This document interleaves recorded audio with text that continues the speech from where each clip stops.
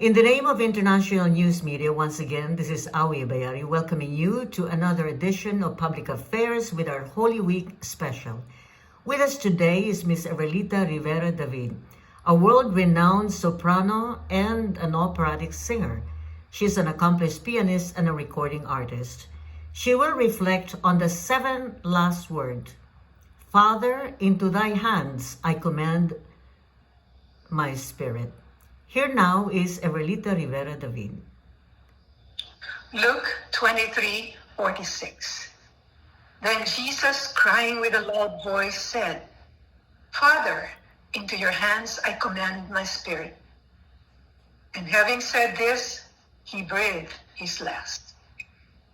The Gospel of Luke recounts that at the very end of Jesus' life, as he was hanging on the cross, the sun was dark and the veil of the Holy of Holies inside the temple was torn down the middle from top to bottom, which means that now we have direct access to God himself because of what Jesus did on the cross.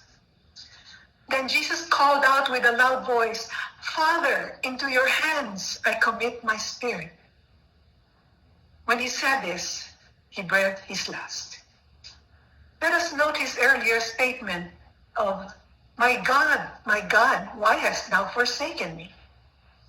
Jesus addressed God not as Father, but God, because of his separation from the Father when he carried the sins of the world upon himself. But in his final words, knowing that he had completed his mission, he knew he was restored back to his Father. And so he entrusts his spirit after fulfilling his purpose on this earth, when he paid for the price of mankind's redemption with his own life.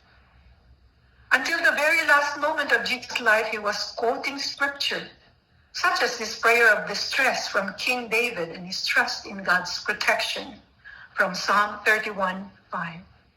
It reads, Since you are my rock and my fortress, for the sake of your name, lead and guide me.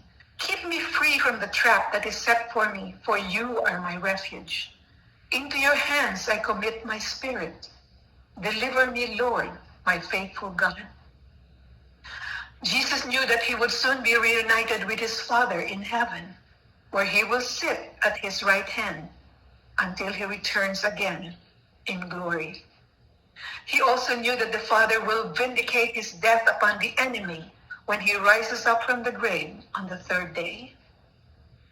Though his enemies thought they defeated him at Calvary, through the resurrection, Jesus would proclaim final victory over Satan and his demons, because God the Father will justify him and his death.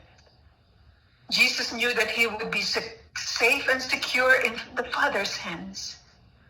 Jesus knew that there is no other place as safe as in the Father's hands when we leave this earth. Until the end of his life, Jesus was showing us, through his example, complete submission and obedience to his Father's will, because the Father knows best. In closing, I would like to read for you a beautiful poem by Pastor Ellis Washington about God's hands, in whom we can all be saved. For some time now, he had been in the hands of men and looked at the results. Even the hands of his friend Judas betrayed him, and the hands of Peter emphatically denied him. It was men's hands that arrested Jesus and dragged him before Caiaphas, the high priest. It was the hands of the false witnesses that were raised to swear to tell the truth, the whole truth, and nothing but the truth. It was these same hands that pointed Jesus out in the court and falsely accused him. It was the council's hand that voted guilty verdict for Jesus. The soldiers' hands beat Jesus and held the whips that scourged him.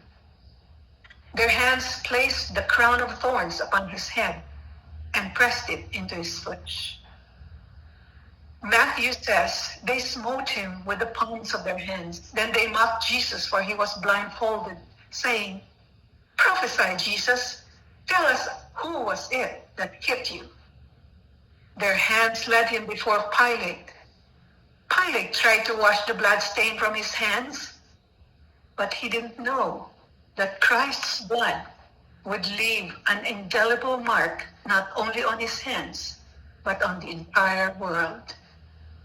The mob used their hands to plead the release of Barabbas.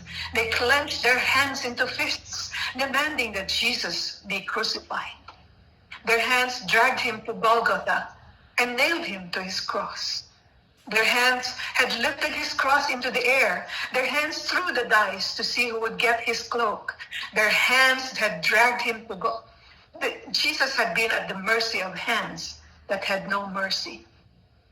Whereas he had told them it was their hour. And then he prayed this final prayer. Father, into thy hands I commit my spirit. Things change when we put them in God's hands. When I'm in trouble, I don't want to be in nobody's hands but the Lord's. Man's hands may hurt me. Man's hands may turn thumbs down on me. Man's hands may wave me aside. Man's hands may set a cruel trap for me. But God's hands will always pick me up. God's hands will always hold me. Aren't you glad you know that God's got the whole world in his hands?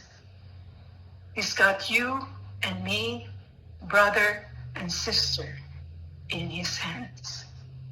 Thank you.